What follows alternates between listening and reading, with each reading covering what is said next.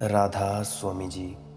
बाणी बाणी श्री गुरु नानक देव जी महाराज।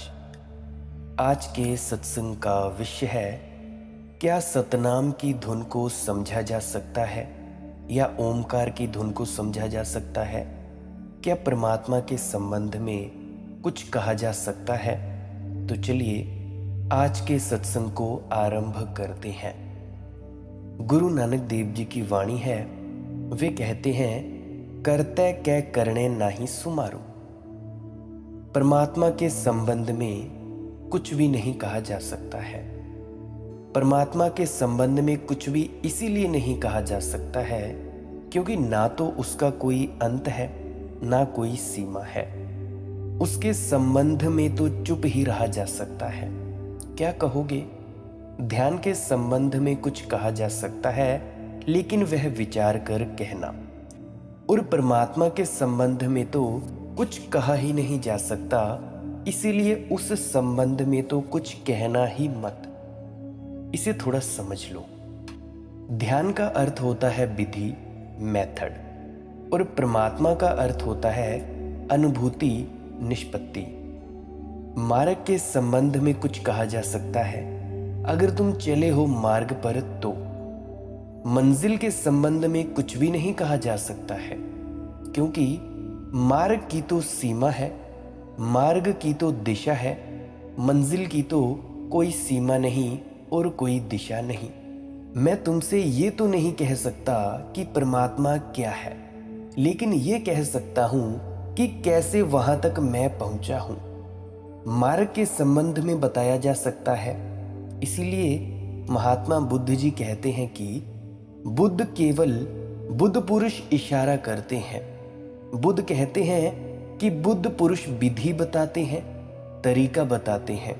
गुरु नानक देव जी ने तो बार बार कहा है कि मैं तो एक वैद्य हूं, एक डॉक्टर हूं, तो औषधि बताता हूं। स्वास्थ्य के संबंध में कुछ नहीं कहा जा सकता है, औषधि के संबंध में कुछ कहा जा सकता है कि यह औषधि तुम्हारी बीमारी को काट देगी। फिर जो बच जाएगा, जो बचा रहेगा, शेष रहेगा, बीमारी के हट जाने पर जिस आनंद अहोभाव से तुम भर जाओगे, वही स्वास्थ्य है। उस संबंध में कुछ भी नहीं कहा जा सकता। कहोगे भी कैसे? परमात्मा के संबंध में जो भी कहा जाएगा वह नकारात्मक होगा। हम यही कह सकते हैं कि वह ये नहीं है, वह ये नहीं है, या यह वो नहीं है। हम ये नहीं कह सकते कि वो यह है। ऐसा सीधा इशारा तो उसे सीमित कर देगा। सीमित को हम अंगुली से बता सकते हैं कि ये रहा, असीम को हम कैसे बताएंगे? तो गुरु नानक देव जी कहते हैं कि परमात्मा के संबंध में तो कुछ कहा ही नहीं जा सकता, तो तुम चुप रहना। लेकिन परमात्मा के संबंध में भी लोग बहुत बातें करते हैं। जितनी बात परमात्मा के संबंध में करते हैं, किसी और संबंध में नहीं करते।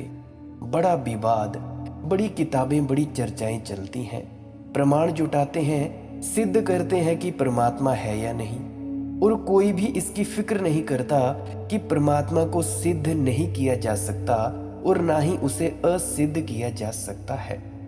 परमात्मा को जाना जा सकता है, जिया जा सकता है, परमात्मा हुआ जा सकता है, लेकिन ना तो सिद्ध किया जा सकता है ना असिद्ध किया जा सकता है। ये स्थिति कुछ ऐसी है जैसे अगर कोई मछली से पूछे कि सागर क्या है, सागर की परिभाषा बताओ। मछली सागर की परिभाषा कभी नहीं दे सकती, सागर के बारे में बता नहीं सकती। सिर्फ इतना ही कह सकती है कि भाई ये जो मेरे आसपास है यह सागर है, इसमें मैं जीती हूं और मर जाती हूं। तुम कैसे सिद्ध करोगे कि परमात्मा है? तुम जो भी कहोगे वह असंगत होगा। तुम कैसे सिद्ध करोगे कि नहीं है? तुम जो भी कहोगे वह भी असंगत होगा, क्योंकि परमात्मा का अर्थ ही है यह समस्त टोटलिटी। यह जो विराट सब तरफ फैला हुआ है, इसका इकट्ठा एक नाम परमात्मा है। परमात्मा कोई व्यक्ति तो नहीं है कि कहीं बैठा है आकाश में। परमात्मा तो एक अनुभव है निमंजन का। विलीन होने का अनुभव है। परमात्मा तो एक ऐसी परम दशा है जब तुम मिट भी जाते हो और मिटते भी नहीं, होते भी हो और नहीं भी हो जाते हो। एक ऐसा विरोधाभास है जहां एक तरफ से तुम बिल्कुल शून्य हो जाते हो, दूसरी तरफ से बिल्कुल पूर्ण हो जाते हो। तो परमात्मा ना तो कोई व्यक्ति है, ना कोई सिद्धांत है, ना कोई हाइपोथेसिस है। परमात्मा एक अनुभूति है और आखिरी अनुभूति है, और ऐसी अनुभूति है कि उसमें तुम खो जाते हो, इसलिए लौट कर कहने को कोई बचता भी नहीं। तो बाबा नानक कहते हैं उसके संबंध में तो कुछ कहा नहीं जा सकता।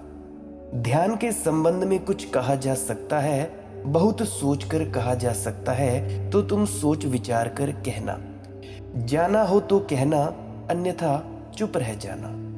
इसे तुम अपने जीवन में तो एक नियम बना लो। छोड़ो संसार को, अपने संबंध में तुम एक नियम बना लो।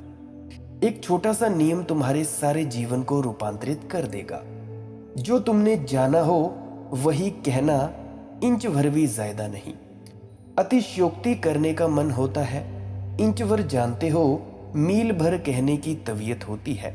रत्ती भर पता चलता है, पहाड़ की चर्चा शुरू हो जाती है। मन की स्थिति अतिशय की है, क्योंकि अतिशय से अहंकार को रस आता है। एक बार क्या हुआ, लाला मस्तराम एक दिन सड़क पर गिर पड़ा, बेहोश। उसे ले जाया गया अस्पताल, और जब उसे सर्जरी के टेबल पर रखा गया तो उसके खीसे में बंधा हुआ एक कागज का पुर्जा मिला, जिस पर उसने बड़े बड़े अक्षरों में लिखा था, डॉक्टरों के लिए विशेष सूचना। मुझे मिर्गी का दौरा पड़ा है, ये कोई अपेंडिक्स की बीमारी नहीं। अपेंडिक्स तो मेरी पहले ही अनेक बार निकाली जा चुकी है, अनेक बार। मन तत्क्षण अतिशय करता है, क्योंकि बड़ा करके देखने में मजा आता है। तुम्हें जरा सा पता चला नहीं कि तुम उसे फैला लोगे, तुम उसमें बहुत मिर्च मसाला मिला लोगे, तुम उसे बहुत से रंग दे दोगे, और जितने तुम रंग दे रहे हो उतना ही तुमने जो जाना है वह झूठा हुआ जा रहा है। धीरे धीरे रंग ही रंग रह जाएगा, असली चीज खो जाएगी। अतिशय से बचना, जितना जाना हो इंच भर कम कहना चलेगा, इंच भर ज्यादा मत कहना, थोड़ा कम बताना चलेगा। उससे कोई किसी चीज का हर्जा नहीं है। थोड़ा ज्यादा करके मत बताना।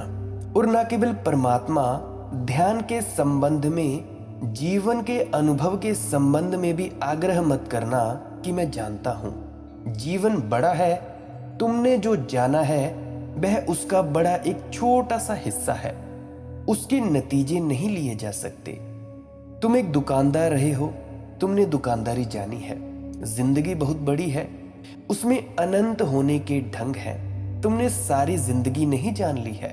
तुम इतना ही कहना कि मैं एक दुकानदार रहा, और दुकानें भी हजार तरफ की हैं, बहुत हजार तरह की दुकानें हैं। मैंने एक तरह की दुकान की, और एक तरह की दुकान पर भी करोड़ों तरह के ग्राहक आ सकते थे, वे सब नहीं आए। थोड़े से ग्राहक आए, थोड़ा सा मेरा अनुभव हुआ है, एक रत्ती भर। न्यूटन ने कहा है कि लोग सोचते हैं कि मैं बहुत जानता हूं, और मेरी दशा वैसी है जैसे सागर के किनारे मैंने रेत का एक कण हाथ में ले लिया हो, और रेत का एक कण मेरा ज्ञान है, और मेरा अज्ञान इतना बड़ा है जितने कण अभी बाकी हैं। ध्यान सदा अज्ञान पर देना कि कितना जानने को बाकी है। उससे तुम विनम्र हो जाओगे, तो तुमने जाना है उस पर बहुत ज्यादा ध्यान मत देना। उससे तुम अकड़ जाओगे, उससे असीमितता जगेगी, उससे अहंकार पकड़ेगा। हमेशा ख्याल रखना, कितना जानने को शेष है, कितना अनुभव करने को शेष है, अपार बाकी है। तब तुम पाओगे कि जो जाना है उसका हिसाब ही क्या रखना, कुछ भी तो नहीं जाना है। इसलिए सुकरात कहता है, ज्ञानी जब परम ज्ञान को उपलब्ध होता है तब एक ही जानने को बच रहता है कि मैंने कुछ भी नहीं जाना। ज्ञानी का लक्षण ही है कि वह उसने कुछ नहीं जाना। इसलिए गुरु नानक देव जी कहते हैं, सीमा रखना, सरलता रखना, विनम्रता रखना, उतना ही कहना जितना तुम जानते हो, और उस परमात्मा के संबंध में तो कुछ भी मत कहना। क्या तुम कहोगे? तुम जो कहोगे सब छोटे मुंह से बड़ी बात होगी। सिद्ध करोगे तो, असिद्ध करोगे तो। तुम हो कौन? तुम निर्णायक हो? तुम्हारे तर्कों पर उसका होना क्या निर्भर है? तुम्हारे तर्क तो तोड़े जा सकते हैं, तब क्या वह टूट जाएगा? रामकृष्ण के पास केशव चंद्र आए तो केशव चंद्र ने बड़े तर्क दिए कि परमात्मा नहीं है। तो रामकृष्ण जी सुनते रहे और बड़े प्रफुल्लित हुए, बड़े आनंदित हुए। छाती से लगा लिया केशव चंद्र को, कहा कि बड़ी कृपा की तुम आए। मैं तो गांव का ग्रामीण हूं, तो बुद्धि का ऐसा वैभव मैंने कभी नहीं देखा। तुम्हें देखकर ही सिद्ध हो गया कि परमात्मा है, क्योंकि तुम जैसा फूल कैसे खिलेगा उसके बिना। वे सिद्ध करने आए थे कि परमात्मा नहीं है, और उन्होंने बड़े स्पष्ट तर्क दिए थे। केशव चंद्र बहुत तार्किक व्यक्ति थे, लॉजिकल इंसान थे, बड़े प्रभावशाली, प्रतिभाशाली व्यक्ति थे। कभी हजारों साल में वैसी प्रतिभा का आदमी होता है। बारीक तर्क दिए थे, जितना उत्तर मुश्किल था, लेकिन रामकृष्ण उनका उत्तर दिए ही नहीं। रामकृष्ण तो ऐसे प्रफुल्लित हुए कि तुम्हें देखकर थोड़ा प्रमाण बाकी था, वह भी मिल गया। तुम हो सकते हो तो संसार पदार्थ नहीं है। जब चेतना की ऐसी प्रक्रिया हो सकती है कि तर्क की ऐसी बारीकी हो सकती है, तो संसार पदार्थ पत्थर नहीं है, यहाँ चेतना छिपी है। तुम मेरे लिए परमात्मा के प्रमाण हो गए। केशव चंद्र हो लौटे, हारे हुए लौटे। रात अपनी डायरी में लिखा उन्होंने कि यह आदमी जीत गया, इसको हराना मुश्किल है। धार्मिक आदमी को हराना मुश्किल है, क्योंकि धार्मिक आदमी तर्क देता ही नहीं। हरा सकते हो उसे जो तर्क देता हो, क्योंकि तर्क तोड़े जा सकते हैं। तर्क के तोड़ने में थोड़े और बड़े तार्किक होने की जरूरत है, और तो कुछ भी नहीं, थोड़ी और कुशलता चाहिए।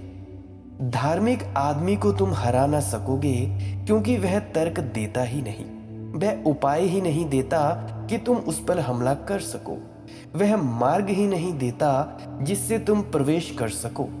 इसीलिए तो धार्मिक व्यक्ति कहता है कि मेरी श्रद्धा है परमात्मा, मेरा निष्कर्ष नहीं। मेरा भाव है परमात्मा, मेरा विचार नहीं। मेरा दिल है परमात्मा, मेरी बुद्धि नहीं। इसीलिए हृदय तो मौन है, और धार्मिक व्यक्ति परमात्मा के संबंध में मौन रहेगा।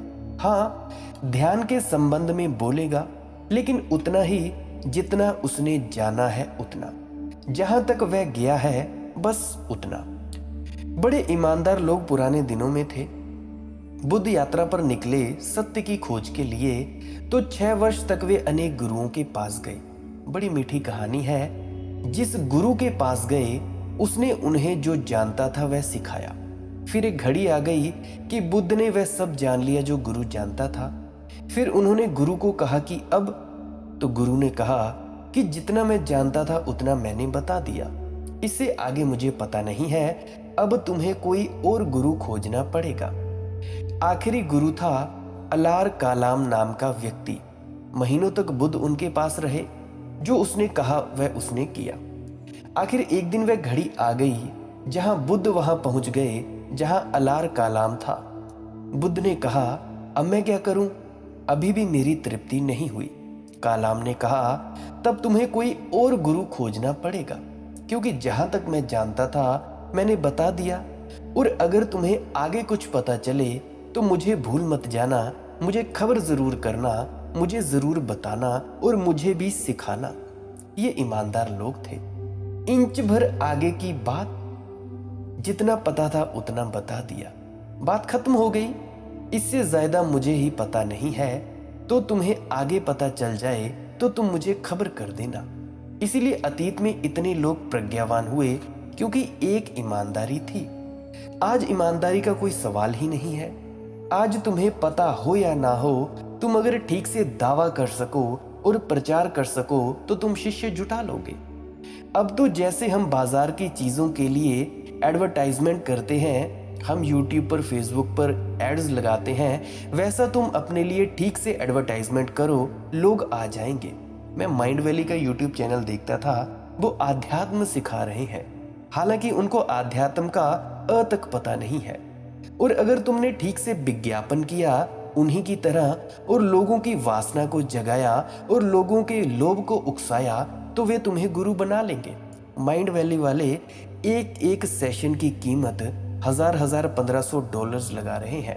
अगर मैं इनको मल्टीप्लाई करूं 80 रुपए से, तो 80 हजार रुपए, 1 लाख रुपए सिर्फ आधे घंटे के, 1 घंटे के सेशन के लिए जा रहे हैं। इसीलिए तो गुरु नानक देव जी कहते हैं, बहुत विचार कर कहना ध्यान के संबंध में, धर्म ही पृथ्वी को धारण करने वाला है। इसीलिए जो व्यक्ति धर्म के संबंध में थोड़ा भी गलत सही कह देता है, वह जीवन को डावाडोल कर देता है। धर्म ही तुम्हें धारण किए हुए है, तुम्हें ही नहीं, सारा अस्तित्व धर्म धारण किए हुए है।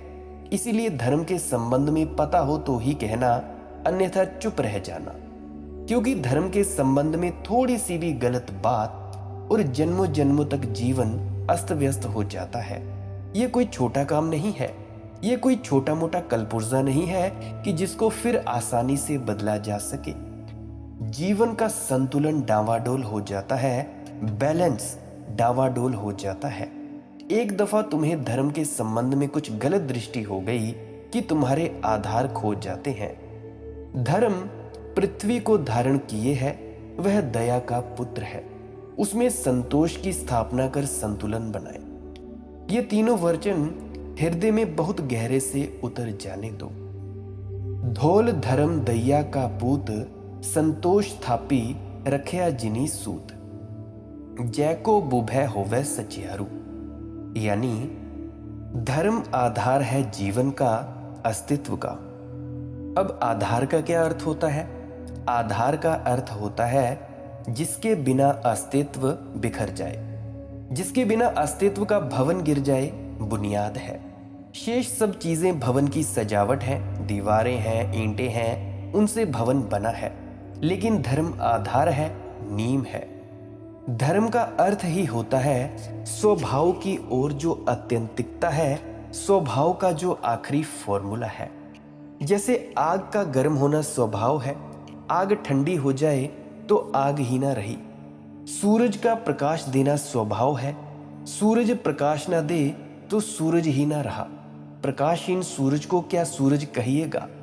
उसने धर्म खो दिया, अपना गुण खो दिया। जीसस बहुत बार कहते हैं कि नमक अगर अपना नमकीनपन खो दे तो फिर तुम उसे कैसे नमकीन बनाओगे? अगर नमक ही अपना नमकपन खो दे तो फिर नमकीन बनाने का कोई उपाय ना रहा। स्वभाव से कोई भी चीज च्युत हो जाए तो फिर वह वही ना रही जो थी, क्योंकि जो भी वह थी स्वभाव के कारण थी।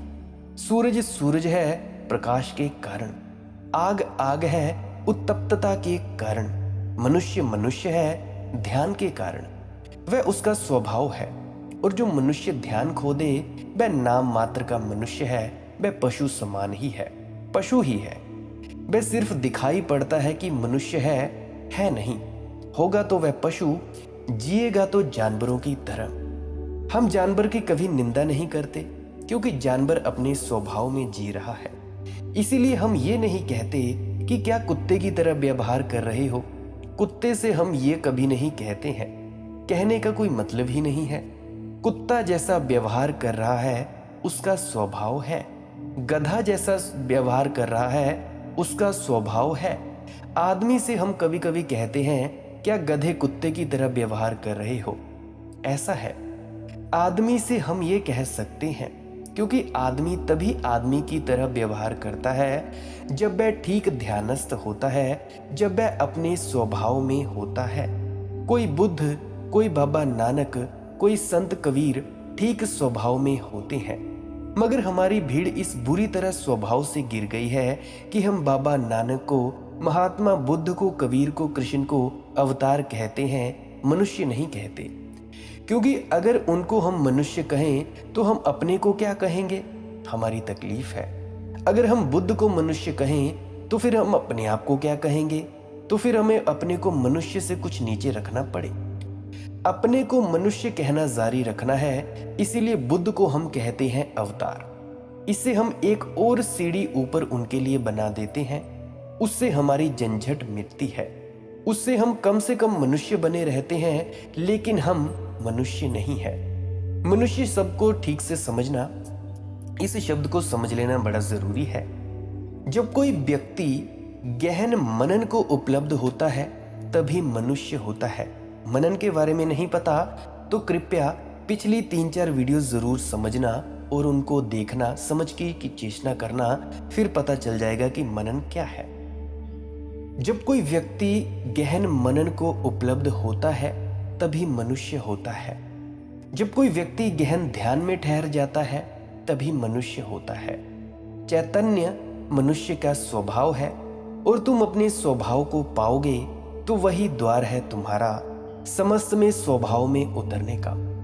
तो परमात्मा के पास जाने का एक ही मार्ग है मनुष्य को कि वह अपने भीतर अपने स्वभाव की गहरी से गहरी बुनियाद खोज ले। गुरु नानक देव जी कहते हैं कि धर्म धारण कर रहा है, वह स्वभाव है, वह आधार है और दया का पुत्र है। उसमें संतोष की स्थापना कर संतुलन बनाए। दया और संतोष 2 शब्द बड़े मूल्यवान हैं और पूरा जीवन इन 2 में समा सकता है साधक का। दया बाहर, संतोष भीतर, ये 2 पलड़े हैं। अपने पर दया कभी नहीं, दूसरे पर संतोष कभी नहीं। अपने पर सदा संतोष, दूसरे पर सदा दया। इसे थोड़ा समझें, क्योंकि इससे उल्टा हम कहते हैं और हम करते हैं। एक आदमी भूखा मर रहा है, हम कहते हैं ठीक है। एक आदमी सड़क पर बीमार पड़ा है, हम कहते हैं ठीक है। संतोष तो सिखाया है सदा, अब जैसा है सब ठीक है। यानी दूसरे पर दया, अपने पर संतोष। मैं जहां हूं ठीक हूं। इस संबंध में जरा भी कुछ करने की जरूरत नहीं है। जो मुझे मिला है पर्याप्त है। जो मैं हूं, मैं तृप्त हूं, संतुष्ट हूं, सेटिस्फाइड हूं। जो व्यक्ति अपने पर संतोष करेगा वह परम शांति को उपलब्ध हो जाएगा, क्योंकि अशांति पैदा होती है असंतोष से। पहले असंतोष आता है, फिर अशांति आती है। हमें लगता है कि जो होना चाहिए वह नहीं हो रहा है। जैसे मैं होना चाहिए था वैसा मैं नहीं हूं। जो मुझे मिलना चाहिए था नहीं मिला। जो मेरा अधिकार था वह नहीं हो रहा है। परमात्मा मुझ पर नाराज है। मेरे साथ न्याय नहीं हो रहा है। मेरी योग्यता के अनुकूल मुझे प्रतिष्ठा नहीं मिल रही है। मेरी समझ के अनुकूल मुझे धन नहीं मिल रहा है। लोग समझ ही नहीं पा रहे हैं कि मैं कौन हूं। तो ऐसे जैसे ही तुम्हारे पास असंतोष के शब्द इकट्ठे हुए, जल्दी ही अशांति शुरू हो जाएगी, क्योंकि असंतोष में अभाव दिखाई पड़ेगा। क्या क्या नहीं वह दिखाई पड़ेगा। असंतोष ढंग है अभाव को खोजने का। अपने प्रति संतोष, तब तुम्हें वह दिखाई पड़ेगा जो है, और जैसे ही वह दिखाई पड़ेगा जो है, तुम धन्यवाद से भर जाओगे। आभार, अहोभाव आ जाएगा। तुम परमात्मा को धन्यवाद दे सकोगे कि तुमने जरूरत से ज्यादा मुझे दिया है। मुझे याद आ रहा है, मेरे मित्र हैं, नाम नहीं लूंगा उनका, तो हम इकट्ठे काम करते हैं यूट्यूब पर। हमारा एक न्यूज़ चैनल है, उनका भी एक अलग से चैनल है, तो मेरा भी एक अलग से चैनल है। तो क्या हुआ, वो अपने चैनल से करीब करीब 1-1.5 लाख रुपया कमाते थे। उन्होंने कुछ गलती की, उनका चैनल हो गया डीमोनेटाइज्ड। जब उनका चैनल हो गया डीमोनेटाइज्ड तो उनको पैसे आने बंद हो गए। कम से कम याद आ रहा है मुझे तो 3-4 महीने तो उनको पैसे नहीं आए। तो 3-4 महीने से अगर मैं कैलकुलेशंस करूं तो करीब करीब 1-1.5 लाख के हिसाब से राउंड फिगर 5-6 लाख का नुकसान हुआ। राउंड फिगर है, मैथमेटिक्स मुझे इतनी आती नहीं है, बेपढ़ा लिखा आदमी हूँ। अगर एग्जैक्ट ना बता पाऊँ तो माफ़ करना। तो 5-6 लाख का वह कहता है। उनके पिताजी मेरे पास बैठे तो वो कहते कि भाई आपका कैसा चल रहा है न्यूज़ चैनल। मैंने कहा हाँ भाई मेरा तो अच्छा चल रहा है। तो वो कहते भाई आपको कितने पैसे मिल रहे हैं। मैंने कहा मालिक की दया से अच्छे मिल रहे हैं, जितने भी मिल रहे हैं। मेरा घर का खर्चा पानी चल रहा है, सब बढ़िया है। तो वे कहते कि भाई मेरा तो बड़ा नुकसान हो गया, मेरे बेटे का बड़ा नुकसान हो गया। मैंने कहा कैसे? वे कहते कि 3-4 महीने डीमोनेटाइज रहा चैनल तो हमारा 5-6 लाख का नुकसान हो गया। मैंने कहा जब आपके पास कुछ नहीं था तब भी तो आप सब्र में थे, तब भी आप 10,000 में गुजारा करते थे। अगर 4 महीने कुछ आया नहीं तो भी क्या नुकसान हो गया?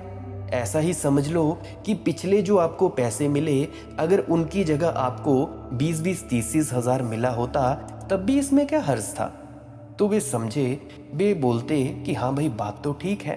तो इसी तरह से हम अभाव में जीते हैं। हम उस तरफ नहीं देखते जो हमारे पास है। 32 दांतों में से एक दांत टूट जाए तो हम 31 दांतों को भूल ही जाते हैं और एक टूटे दांत की रोना रोने लगते हैं। हम ये नहीं देखते कि हमारे पास क्या है। अपने प्रति संतोष करो, दूसरे के प्रति दया। तुम परमात्मा को धन्यवाद दो, तुम्हें तो जरूरत से ज्यादा से दिया है। और मैं एक बात जरूर कहना चाहूंगा, दूसरे के लिए जो भी तुमसे बन सके करना। उसके जीवन में जितना सुख, जितनी शांति तुम दे सको देने की कोशिश करना। मिल पाए ना मिल पाए इस संबंध में संतोष रखना, क्योंकि वह भीतरी बात है। तुमने कोशिश की फिर भी तुम नहीं दे पाए तो संतोष रखना। दूसरे के संबंध में संतोष और अपने संबंध में दया, हमने ऐसा कर लिया है तो अपने पर तो हम बड़ी दया करते हैं, अपने पर बड़ी दया करते हैं कि सब होना चाहिए। दूसरे पर बड़ा संतोष रखते हैं कि जो है सब ठीक है। इसीलिए तो भारत की ऐसी दुर्गति हुई। भारत की दुर्गति में ये हाथ है कि हमने संतोष कर लिया सबके प्रति, अपने प्रति नहीं। इसीलिए भारत गरीब है, दीन है, बीमार है, सब ठीक है। जो उसकी मर्जी हम कहते हैं। जहां खुद का सवाल आता है वहां उसकी मर्जी हम नहीं मानते, वहां हम पूरा संघर्ष करते हैं और हमारे संघर्ष के कारण और मुल्क दीन दरिद्र होता जाता है। तो हम संतोष रखते हैं कि यह सब परमात्मा की मर्जी है। जो जिसके भाग्य में लिखा है वह होगा। उसने अमीर को अमीर बनाया, गरीब को गरीब बनाया। हमें अमीर बनाया, उसको गरीब बनाया। हमें मालिक बनाया, उसे गुलाम बनाया। हम बिल्कुल संतुष्ट हैं। गुलाम की जिंदगी को बदलने, गरीब की जिंदगी को बदलने के लिए हमारे भीतर कोई दया नहीं है। दया सब हम अपने ही ऊपर अपनी खर्च कर देते हैं। देखो, शब्द दोनों बड़े मूल्यवान हैं, लेकिन उनका रुख अगर तुम बदल दो तो खतरा होता है। अगर हम अपने प्रति संतोष रख सकें तो जीवन में परम शांति होगी, भरे पूरे होंगे हम। और दूसरे पर दया रख सकें तो दीनता और दरिद्रता मिटेगी। दूसरे पर दया रख सकें तो सेवा का जन्म होगा। अगर तुम्हारे पास लाख रुपया इनकम आती है तो तुम अगर 10,000 रुपये में किसी गरीबों को खाना खिला दो, अगर तुम 10,000 खर्च करके किसी की हल्की फुल्की मदद कर सको, तब भी तुम्हारे पास 90,000 तो है। तुम उसे मदद कर दो। मैं इतना ही तो कह रहा हूं, जितना तुम्हारे पास है कुछ ना कुछ मदद कर दो, क्योंकि ये जो भी तुम्हें मिला है ये सब तुमने नहीं कमाया है, ये सब उसकी मर्जी से आया है। तुम इसके काबिल नहीं थे। वो दे रहा है तो तुम ले रहे हो। अगर तुम्हें लाख आ रहा है तो उसमें से कुछ हिस्सा किसी को खाना खिला दो, बांट दो, को कपड़े, कोई बच्चे हैं जो गरीब हैं तो उनको आप बुक्स बांट दो, उनको पढ़ाई लिखाई में मदद करो, अच्छे स्कूल में एडमिशन करवा दो, उनकी फीस का खर्चा उठा लो। क्या फ़र्क पड़ेगा? और मैं शर्त के साथ लगाकर कह सकता हूँ, जब तुम ऐसे दूसरे पर दया करके उसकी मदद करोगे तो उसमें तुम्हें शांति मिलेगी। और तुम अपने आप पर संतुष्ट रखना, अपने आप को संतुष्ट रखना जो भी तुम्हारे पास हो। ये मत कहने लग पड़ना कि 1 लाख रुपए मैं कमा रहा हूँ या कमा रही हूँ, अब 2 लाख कमाने की मेरी होड़ है। नहीं नहीं, ऐसे शांति नहीं मिलती, ऐसे अशांति का आगमन होता है। दूसरे पर दया रख सकें तो जीवन में पुण्य और जीवन में प्रार्थना और आराधना होगी। दूसरे पर दया रख सकें तो वही हमारा परमात्मा की तरफ जाने का मार्ग बन जाएगा।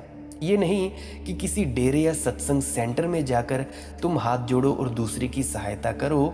ये करो कि तुम घर में वैसा वातावरण पैदा कर दो जो तुम किसी डेरे, सत्संग सेंटर या किसी गुरु के घर में जाकर पैदा करते हो। जब तुम वैसी ही चीजें जो तुम किसी सत्संग सेंटर में करते हो, प्रेम प्यार से बुलाते हो, मदद करते हो एक दूसरे की, अगर वैसी ही चीजें घर पे करना शुरू कर दोगे तो सोचो घर तो स्वर्ग जैसा बन जाएगा। बनेगा कि नहीं? जरा सोचना जरूर मेरी इस बात को। अगर सिर्फ दूसरे पर दया रखी और अपने पर संतोष न रखा तो तुम एक समाज सुधारक हो सकते हो, लेकिन धार्मिक ना हो पाओगे। सिर्फ अपने पर संतोष रखा और दूसरे पर दया न रखी तो तुम एक मुर्दा साधु हो जाओगे, लेकिन तुम्हारा जीवन खो जाएगा। बहुत से लोग हैं जंगलों में भाग गए हैं, बिल्कुल संतुष्ट हैं, लेकिन दया उनमें बिल्कुल नहीं है, दया का भाव ही नहीं है। तो अपना सुख तो उन्होंने खोज लिया, लेकिन बड़े गहन स्वार्थी मालूम पड़ते हैं। दूसरे पर कोई दया का भाव नहीं और दूसरे पर उनकी नजर बड़ी कठोर है। पूछो एक जैन मुनि को तो वह संतोष तो साध रहा है, लेकिन दया वह कहेगा अपने अपने कर्मों का फल लोग भोग रहे हैं, इसमें मैं क्या कर सकता हूं। संतोष वह साध रहा है अपने लिए, अधूरी बात है, संतुलन नहीं है। पूछो ईसाई मिशनरी को, वह दया तो साध रहा है, जंगलों में पड़ा है, बीमारी झेलता है, दीन दरिद्र की, आदिवासी की सेवा करता है, अस्पताल है, रोगी है, कोढ़ है, सब तरह की चिंता लेता है, लेकिन उसके भीतर कोई संतोष नहीं है। ये लोग अधूरे अधूरे लोग हैं। ईसाई मिशनरी में दया है, जैन मुनि में संतोष है, लेकिन संतुलन नहीं है। और एक पलड़ा बहुत भारी हो और दूसरा बिल्कुल ऊपर उठ जाए तो जीवन का जो परम संगीत है वह नहीं बच पाता। इसीलिए तो गुरु नानक देव जी कहते हैं, धर्म दया का पुत्र है और उसमें संतोष की स्थापना कर संतुलन बनाए। जिस व्यक्ति ने भी दया और संतोष को साध लिया ठीक मात्रा में, ठीक दिशा में, उस व्यक्ति को जीवन का परम आधार मिल जाएगा। वह पा लेगा कि धर्म क्या है, परमात्मा क्या है, सतनाम की अद्भुत ध्वनि को पालेगा, अद्भुत धुन को सुनने लगेगा जो उस परमात्मा द्वारा बिखेरी जाती है, उसके आनंद को प्राप्त हो जाएगा। जो कोई इसको संभालता है, समझता है, वह सत्य स्वरूप हो जाता है। भीतर संतोष, बाहर दया, भीतर ध्यान, बाहर करुणा। महात्मा बुद्ध का भी यही सूत्र है। महात्मा बुद्ध ने जो शब्द उपयोग किए हैं वह करुणा और प्रज्ञा। भीतर ज्ञान, बाहर करुणा, भीतर ध्यान, बाहर करुणा। करुणा मतलब दया। और जब तक दोनों ना हो तो महात्मा बुद्ध ने कहा है ज्ञान सच्चा नहीं। अगर बाहर करुणा ना हो तो ज्ञान अधूरा है, अगर बाहर करुणा हो और भीतर ध्यान ना हो तो भी ज्ञान अधूरा है। क्योंकि दूसरे पर दया कर करके ही तुम कहीं ना पहुंच पाओगे, तुम्हें भीतर भी कुछ करना पड़ेगा। तुम कितने ही पैर दबाओ मरीजों के और कितने ही अस्पताल खोलो और धर्मशालाएं चलाओ, अगर तुमने भीतर स्मृति को ना साधा, सिमरन ना किया, ध्यान को ना जगाया और पांचों इंद्रियों के बीच एक को ना खोजा तो तुम कहीं ना पहुंच पाओगे। तुम खुद ही मरीज हो, तुम दूसरों की सेवा करके कहां पहुंचोगे। जीवन जैसे दो पैरों से चलता है, जैसे पक्षी दो पंखों से उड़ता है, जैसे तुम दो आंखों से देखते हो तब जीवन की तस्वीर पूरी दिखाई पड़ती है, ठीक वैसे ही दो पंख हैं उस अंतिम यात्रा के भी। बाबा नानक का नाम है दया, संतोष। वही जानता है कि धर्म पर कितना भार है। पृथ्वी अनेक है, उनसे परे भी और पृथ्वियां हैं। अब वैज्ञानिक भी इसे स्वीकार करते हैं कि कम से कम 50,000 पृथ्वियां हैं और यह भी अभी हमारी जानकारी की सीमा बताती है, इससे पार भी होंगी। जीवन इस अकेली पृथ्वी पर नहीं है, कम से कम 50,000 पृथ्वी और जीवन है वैज्ञानिक गणना से। सूक्ष्म शरीर यात्रा में मैंने खुद अपनी आंखों से कम करीब 23-24 पृथ्वियां देखी हैं जहां पर जीवन उपलब्ध है। उससे ज़्यादा भी हो सकती हैं, परंतु मैं अपनी आंखों से जो देखा है वो करीब 23-24 पृथ्वियां देखी हैं जो हमारे ग्रह की तरह हैं। वहाँ पे जीवन है, पेड़ हैं, पशु हैं, पक्षी हैं, तो वहाँ पे मैंने देखा है। तो इसी हिसाब से वैज्ञानिक गणना भी यही कहती है। वैज्ञानिक गणना तो कहती है कि 50,000 पृथ्वियाँ होनी चाहिए, परंतु मैंने जितनी देखी मैं उतनी ही कह सकता हूँ। जितनी नहीं देखी उसका कहने का कोई लाभ भी नहीं है। धार्मिक हिसाब से तो अनंत पृथ्वियों पर जीवन है, विराट फैलाव है। इस विराट फैलाव को तुम छोटे से मन से ना देख पाओगे। तुम्हें अपने छोटे मन को हटा ही देना पड़ेगा। और जैसे ही मन के विचार शांत हो जाते हैं, झरोखा टूट जाता है। तुम खुले आकाश के नीचे आते हो। तुम्हें भी दिखाई पड़ना शुरू हो जाएगा कि कितना अनंत जीवन है और कितनी महिमा है इस अनंत की। और मैं कितनी शुद्रतम बातों में खो रहा था, कैसी छोटी छोटी बातों में उलझा था। किसी ने गाली दे दी, किसी ने अपमान कर दिया, कहीं कांटा चुभ गया, कहीं सरदर्द हो गया। यही तुम्हारी जिंदगी की कथा है। जहां इतना विराट प्रतिपल घटित हो रहा था, वहां तुम शुद्र में ही लगे रहे। वहां तुमने हिसाब व्यर्थ का गवाया, हिसाब व्यर्थ का किया। जहां अनंत धन बरस रहा था, वहां तुम कौड़ियां बीनते रहे। बाबा नानक कहते हैं, पृथ्वी अनेक हैं, उनसे परे भी और पृथ्वियां हैं। उनके भार से, उनके भार के नीचे कौन सी शक्ति है। जितने जीव हैं, जातियां हैं, रंग हैं, सबके नाम उसकी आज्ञा की कलम से लिखे गए। कोई कोई ही इस लेखा को लिखना जानता है। यदि लिखा जाए तो कितना बड़ा होगा, कितनी उसकी शक्ति है, कितना सुंदर उसका रूप है, उसके दान कितने हैं, ये कौन जान सकता है और कौन अनुमान लगा सकता है। उसके एक शब्द से कितना प्रसार हुआ, उसी से सृष्टि की लाखों नद नदियां उत्पन्न हुई। कुदरत का किस प्रकार विचार करें, उस पर बार बार निछावर जाऊं तो भी कम है। तो तुझे भावे वही भला है, तू सदा सलामत और निरंकार है। बाबा नानक कहते हैं, मैंने एक ऐसी भी पृथ्वी देखी जहाँ पे जो पेड़ पौधे हैं उनका रंग लाल है और उनका जो सूरज है उसकी रोशनी हमारे सूरज से कम है। तो देखो कैसी अद्भुत ब्रह्मांड है उस परमात्मा का, कैसी सृष्टि है। जैसे ही तुम अपने शुद्र हिसाब से थोड़े बाहर हटोगे, तुम्हारी हालत वैसी ही है जैसे बाहर हीरे जवाहरातों की बारिश हो रही है और तुम अपने कंकड़ पत्थरों को छाती से लगाए बैठे हो, इस डर में कि कहीं कोई छीन ना ले, इस डर में कि कहीं मुट्ठी खोली तो कंकड़ पत्थर गिर ना जाए। तुम किस चीज के पास रुके हो? क्या तुम्हारा हिसाब है? तुम किन बातों को निरंतर सोचते रहते हो? तुम्हारे भीतर कौन सा ऊहापोह चलता है? अगर तुम हिसाब लगाओगे तो पाओगे बड़ा शुद्र है, बड़ा शुद्र है। उसको शुद्र कहना भी ठीक नहीं, शुद्रतम है। हिसाब योग्य ही नहीं है, पर उसी में तुम जीवन गंवा रहे हो। और बाबा नानक कहते हैं, जब यह सब हटता है और तुम निर्विचार होते हो, जब ओमकार की ध्वनि गूंजती है और तुम देखते हो जीवन की विराट महिमा को, अनंत अनंत जीवन, अमृत का आनंद पारावार, सौंदर्य असीम, शक्ति की कोई सीमा नहीं, तब तुम उसके दरबार में प्रविष्ट हुए।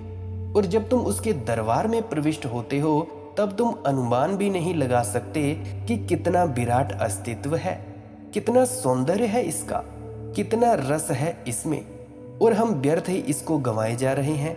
बाबा नानक कहते हैं, कैसे विचार करूं? सब विचार ठिठक कर रुक जाता है, विचार अवाक हो जाता है। अचरज, आश्चर्य से आंखें भर जाती हैं। आंख उठाओगे, आश्चर्य से भर जाओगे। आंख ही जमीन पर गड़ा रखी है, वहां जमीन में गड़े कंकड़ पत्थर ही दिखाई पड़ते हैं। कुदरत का किस प्रकार विचार करें? उस पर बार बार निछावर जाऊं तो भी कम है। और जो अपरिसीम घटित हो रहा है, जो अनंत वर्ष रहा है, उसे कैसे चुकाऊं? उस पर हजार बार निछावर जाऊं तो भी कम है। ऐसे अहोभाव का जन्म होता है, ऐसा अहोभाव ही प्रार्थना है। इस प्रार्थना में जो शब्द बाबा नानक में कहे हैं बड़े कीमत हैं, बड़े कीमती हैं। क्या कहते हैं? जो तुझ पावे वही भला है, जो तुझ पावे सोई पलीकार। जो तेरी मर्जी वही हो। ऐसी घड़ी में तुम अपनी मर्जी को बिल्कुल छोड़ दोगे। तुम एक ही प्रार्थना करोगे कि मेरी मर्जी पर पूरी मत करना, मेरी मर्जी मत पूरी करना, जो तेरी मर्जी हो वही पूरी हो। क्योंकि मैं तो जो मांगूंगा वह छोटा ही होगा। बच्चे खिलौने ही तो मांगेंगे ना समझ ना समझियां मांगेंगे। तू मेरी मर्जी पूरी मत होने देना, और जो तेरी मर्जी वही भला है। अब मैं सोचने वाला भी नहीं हूं कि क्या ठीक क्या गलत। जो तू करता है वही ठीक, जो तू नहीं करता है वही गैर ठीक। एक ही कसौटी बच जाती है, जो तुध पावे सोई पलीकार। और तू सदा है, मैं कभी होता हूँ और कभी खो जाता हूँ। मेरा होना तो पानी पर बने एक बुलबुले के समान है। तू सागर है, मैं लहर हूँ, और लहर की क्या मांग, और लहर की मांग कैसे ठीक हो सकती है। क्षण भर का जिसका होना है, उसकी वासना में कैसा सत्य हो सकता है। जीसस ने आखिरी समय सूली पर जो वचन कहे हैं, वे यही हैं, जो तुद पावै सोई पलीकार, तू सदा सलामत निरंकार। जीसस को एक क्षण को संदेह उठ गया था। सूली लगी, सूली पर हाथ खिलियों से ठोक दिए गए, लहू बहने लगा। तब एक क्षण को, वह क्षण भी कीमती है, क्योंकि उससे पता चलता है आदमी कितना कमजोर है। उस क्षण में जीसस में हमारी पूरी मनुष्यता अपनी पूरी असहाय अवस्था को प्रकट हो गई। उस क्षण जीसस ने कहा, ये तू क्या दिखा रहा है, ये तू क्या कर रहा है मेरे साथ। प्रश्न उठ गया। प्रश्न संदेह से भरा भी नहीं है, लेकिन फिर भी संदेह की कोई रेखा तो है ही। प्रश्न बड़ा आत्मीय है कि ये तू क्या दिखा रहा है मुझे, ये तू क्या कर रहा है, लेकिन शिकायत तो है ही। इतनी बात तो जाहिर है कि जो हो रहा है जीसस उसे पसंद नहीं कर पा रहे हैं। यह जो सूली का लगना है, इसके लिए राजी नहीं हो पा रहे हैं। कुछ बुरा हो रहा है, कुछ जो नहीं होना था हो रहा है। तो शिकायत हो गई। हमारी सारी मनुष्यता जीसस की इस शिकायत में प्रकट हो गई। तुम्हारे जीवन में भी क्षण आएंगे जब तुम्हारी सारी आस्था डगमगा जाएगी। तुम्हारे मन में भी यह पुकार उठेगी कि ये क्या हो रहा है, ये तू क्या कर रहा है परमात्मा, तुझ पर इतना भरोसा किया और ये फल।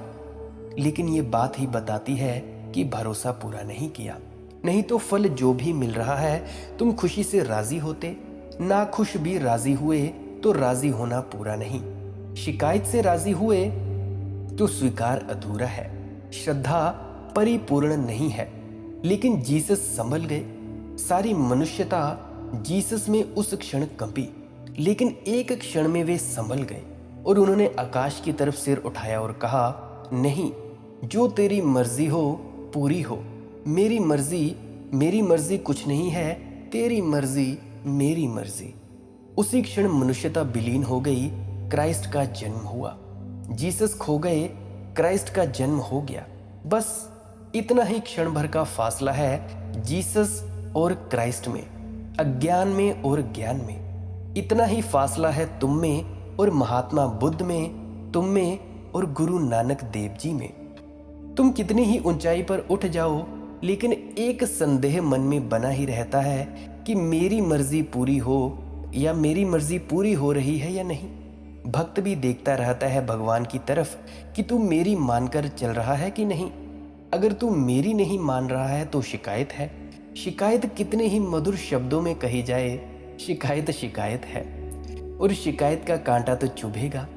परम भक्त की कोई शिकायत नहीं, क्योंकि परम भक्त का एक ही उद्घोष है, जो तुद पावै सोई पलीकार, इक तू ही निरंकार। मैं तो लहर हूं, मेरी मर्जी का क्या सवाल। मेरी मर्जी तेरी मर्जी, तेरी मर्जी मेरी मर्जी। तू जो चाहे वही हो। तेरी चाह और मेरी चाह में कोई फासला ना रह जाए। तेरी चाह ही मेरी चाह है। लहर की चाह वही है जो सागर की चाह है। पत्ते की चाह वही है जो वृक्ष की चाह है। अंग की वही चाह है जो अंगी की चाह है। हम अपने को ऐसा बूंद की तरह सागर में छोड़ दें, पर यह छोड़ना तभी संभव हो पाएगा जब तुम 5 के बीच में से एक को खोज लो। अभी तो तुम हो ही नहीं, खोओगे कैसे? अभी तो तुम इतने बंटे हो कि भीड़ हो। अभी तुम एक व्यक्ति भी नहीं हो, इसलिए तुम छलांग कैसे लगाओगे? अभी तो कोई बाएं जा रहा है, तुम्हारे भीतर कोई दाएं जा रहा है। एक हिस्सा तुम्हारा इस दिशा में जा रहा है, दूसरा हिस्सा तुम्हारा उस दिशा में जा रहा है। अभी तो तुम बंटे बंटे हो, अभी तुम हो नहीं। अभी तुम्हारे होने का कोई अर्थ नहीं है। तो पहला काम बाबा नानक कहते हैं, तुम 5 के बीच में से एक को खोज लो, ध्यान को खोज लो। और दूसरा काम वे कहते हैं, जैसे ही यह ध्यान सघन हो, भीतर संतोष, बाहर दया। जैसे जैसे दया पकेगी, संतोष गहन होगा। वैसे वैसे यह अहोभाव तुम्हारे जीवन में अपने आप उतर जाएगा। जो तुद पावै सोई पलिकार इक तू ही निरंकार। आशा करता हूँ आप में भी दया भावना जगे और भीतर आपके संतोष जगे और आपके अंदर का परमात्मा परमात्मा होने को पहचान ले। कोई प्रश्न है टेलीग्राम पर पूछें, वहाँ पे मेरा नंबर भी ढूंढ सकते हैं या कॉल कर सकते हैं 9882558872। तो इस पर कॉल करके भी प्रश्न पूछ सकते हैं। और अगर आप इंस्टाग्राम और फेसबुक पर मुझे फॉलो करना चाहते हैं तो वहाँ पे भी सर्च करें मालिक की मौज सत्संग। टेलीग्राम पर भी यही सर्च करें। अगर आप डेली ऐसी वीडियो सुनना पसंद करते हैं तो सब्सक्राइब कर सकते हैं, अन्यथा आप डेली सर्च कर लिया करें यूट्यूब पे मालिक की मौज न्यू सत्संग। जो भी लेटेस्ट अपडेटेड होगा वो डल जाएगा। सत्संग की टाइमिंग रहती है सुबह 6 बजे से लेकर 7 बजे तक। 6 बजे से लेकर 7 बजे तक कभी भी डल सकता है, तो आप देख सकते हैं जी। और अगर आपको इस जानकारी से थोड़ी भी सीख मिली हो, आपको लगता है कि आपको कुछ सीखने को मिला है, आपकी ज़िंदगी तब्दील हो सकती है, तो कृपया अपने मित्रों परिजनों की भी तब्दील करें, उनकी सहायता करें आगे बढ़ने में। उनको एक शेयर कर दें ये लिंक वीडियो का, अपने स्टेटस में शेयर करें, व्हाट्सएप पे शेयर कर दें, इंस्टाग्राम पे शेयर कर दें, फेसबुक पे, जहाँ मर्जी हो करना करें, कोई आपत्ति नहीं है, आपकी अपनी इच्छा है। आपने इतना वक्त दिया इसके लिए बहुत बहुत धन्यवाद। अनुग्रहित हूँ आपने इतने वक्त तक मुझे सुनते हैं, झेलते हैं, इसके लिए भी बहुत बहुत धन्यवाद। अंत में आपके भीतर बैठे परमात्मा को प्रणाम करता हूँ। मेरा प्रणाम स्वीकार करें। राधा स्वामी जी।